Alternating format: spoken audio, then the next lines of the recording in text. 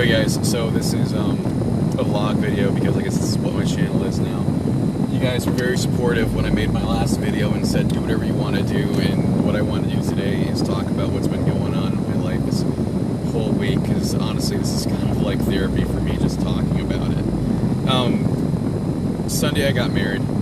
Yay! We had a small wedding. It was pretty great. It wasn't just pretty great.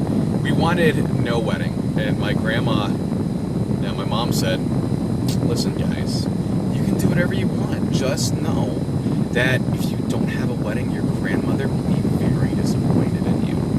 She really wants to see you get married. I mean, you know, your choice, but just, if you don't have a wedding, she'll be disappointed in you. And you love your grandmother, don't you? So we had a wedding. We had a wedding, and it was small. Our rules for this wedding was it was going to be small. We only wanted family, but we each, Becca and I, we both, Scam Lady, I've called her so far, she's Becca, you know who she is, she's in my videos. I love her very much. We got married. We each have friends who both knew that if we were going to get married, like, they wanted to be there. And so we have those friends, and if we invite those friends, we have to invite other friends, right? So we invited other friends, and then we wanted to have a ceremony at the courthouse with 0 people, and we ended up with 35, and it all ended up great, because our best friend, who actually encouraged us to go out in the first place 10 years ago, is the one who performed the ceremony, and just kind of like perhaps everything together, you know. She's our best friend, and she's really close with her, and she encouraged me to go out with her, and it all worked out. It was great. My family was there, my friends were there.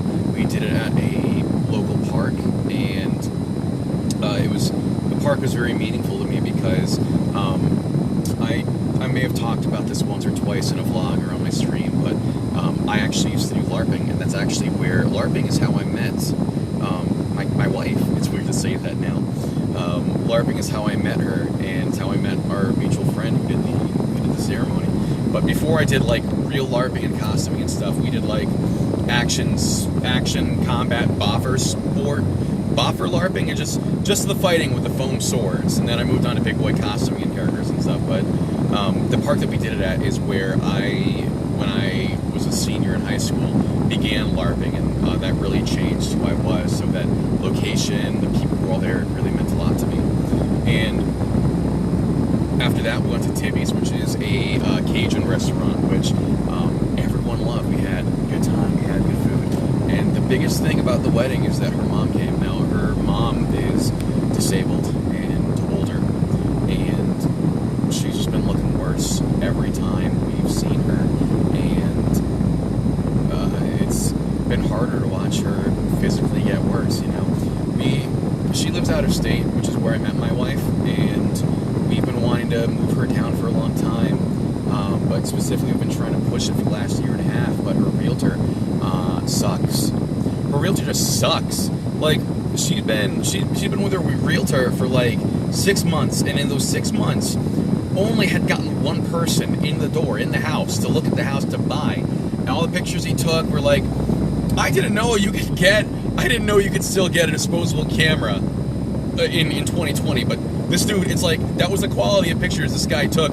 He took them at bad angles, he took them with like no lighting, the house looked like crap, and we were pissed that it just took so long. But that was a plan for her to eventually come down, so that way she could be close to us and we could take care of her, because we don't know how much longer she had left, to be honest, because again, she was already pretty old, and we saw her condition get worse and worse every time we saw her.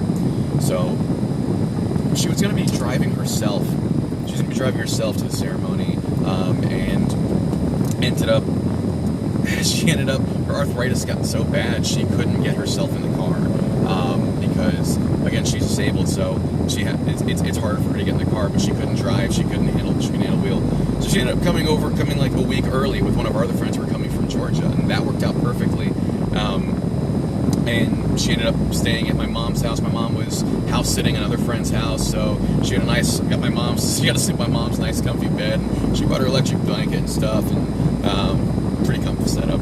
So after the ceremony, God, it was so good. My wife and her mom, they don't like taking pictures, and there were some awesome pictures being taken. And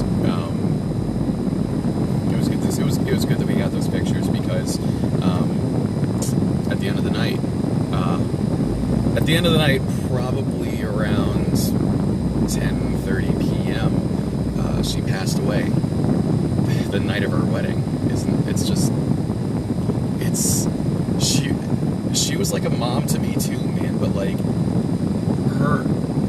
Becca's mom was her favorite person, and I'm saying that as her husband. Like, if she had to choose between me and her mom, me and anybody, or like her mom and anyone else in the world, she would burn the world for her mother. And she passed away in her sleep, and it was heartbreaking to hear the call the next morning. She was obviously in hysterics, and we worked through it, but something that we had to take into consideration is that this, honestly, we knew this was going to happen at some point, and the silver lining that we're looking at is, honestly, this is the best way this could have happened, because her mom lives out of state by herself, is older, she's disabled, and the alternative for her dying here would have been at home alone with no one to check up on her. And if she had passed away by herself, who knows how long it would have been before someone would have been able to check up on her, you know?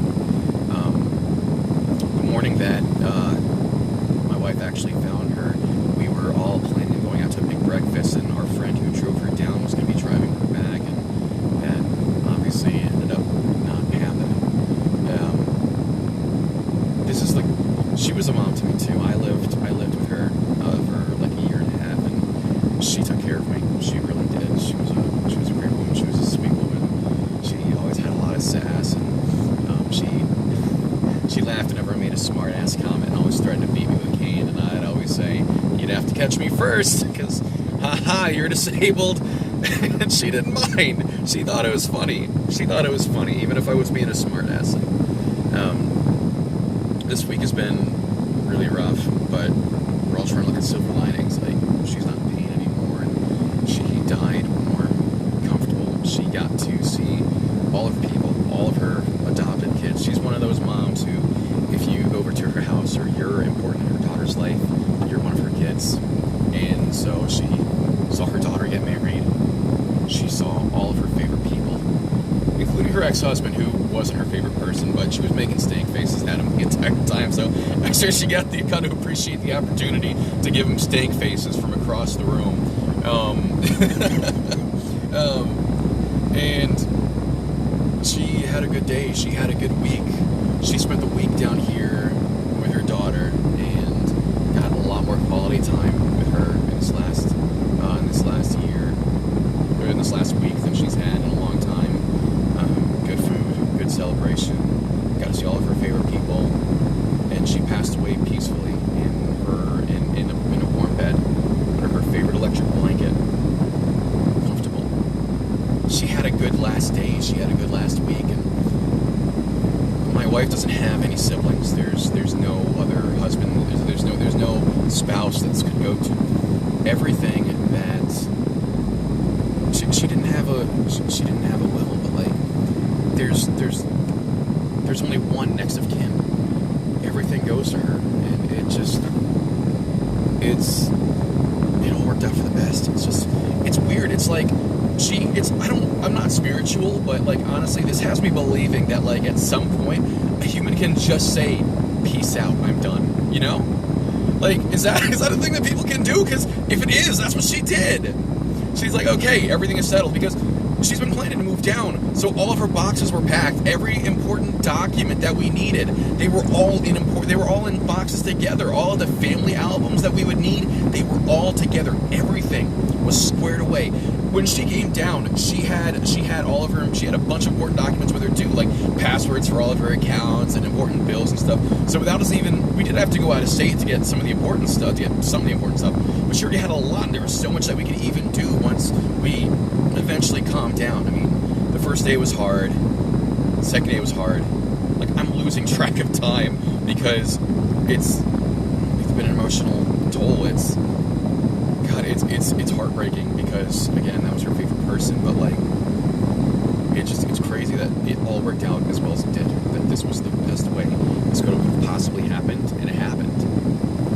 You know, she was saying that like she was hurting because she said she wanted another year. To be honest, even if she got another year, she would want another one. You know, it's been rough, and I'm not, when I'm making this video, I'm not trying to like, I'm self-conscious, so I feel like I want to make sure that you guys know I'm not trying to get sympathy or anything. I feel like it's therapeutic to talk to people who don't know this, who aren't involved in my life. Because when you tell someone what's going on in your life, or, you know, problems that you're having, oh, poor thing, it was just like, or like, there's a chance they might judge you, or they have a different perspective, but like, I want to talk to you guys from people who mostly don't know me, and it's good. It feels good to talk. Like every time I talk about it, it gets a little easier to deal with. And I just want to share that with you guys. What's been going on with me? Before all this happened, I was kind of thinking about my next video about doing Plague Inc. and coronavirus, and I realized that was really cliche. So I decided not to do that, which is great, because that would have been really tasteless. In hindsight, that kind of would have been tasteless, and not just tasteless, but like overdone too. Like everyone's doing it, and that wouldn't be very clever. I'm almost where I'm supposed to go, so I'm just gonna do this real quick. I had a dream last night. It was a really fucking weird dream, man. I was playing a Cold War Soviet retro futuristic shooter on the N64, and I got done playing, and I turned it off, and I got sucked into the game. And it's an N64 game, so I know that like the AI is bad and the NPCs are dumb, so I beat the game, I cheesed it, and then I get to the Kremlin at the end of the level, and there's Vladimir Putin, and it's a dream, so I can't remember who he was holding hostage, but I know it was somebody important to me, and he's like, "Go meet scum," like, he didn't say scam like they said my real name, and I started opening up the door, and there's a bump, and I look in the crack in the door, and there's an NPC just sitting there waiting for me. I'm like, this is a trap, I'm not going in. So I close the door, and then Vladimir Putin comes out, and he's got my hostage, and I'm like, let the hostage go, and then he did. And then like, he froze, and then he stopped moving. I'm like, ah, shit. The game froze, and I'm stuck in the game, and he didn't move or anything. I tried shooting at him, he didn't go away or nothing, he was just there. I'm like, oh, this fucking sucks. I'm gonna go look around. So I look around, and then Andrew Yang is there. I'm like, oh my god, it's Andrew Yang! Yang, you gotta help me, man. Like, I am stuck in this game. And he turns around, and he says, there's no helping you. And then he just walks off. I'm like, Andrew Yang, you goddamn liberal! Where are you going, to lose another primary? And then I woke up, and I'm thinking to myself, why is that the one insult that came to mind when I had the opportunity to confront Andrew Yang for locking me in a retro-futuristic video game? I don't know, man. It was a weird video. I just wanted to share both those stories with you, I guess. You guys want to see my ring? I got to where I'm supposed to go, but look, I know it's weird. You're not supposed to show off rings. It's weird to wear a ring, right? Like, I've never worn a ring. I don't wear jewelry at all, and it feels weird. I can't get used to it. They're like, it takes 2 weeks to get used to it. Well, it's been like 4 days, and I'm still not used to it.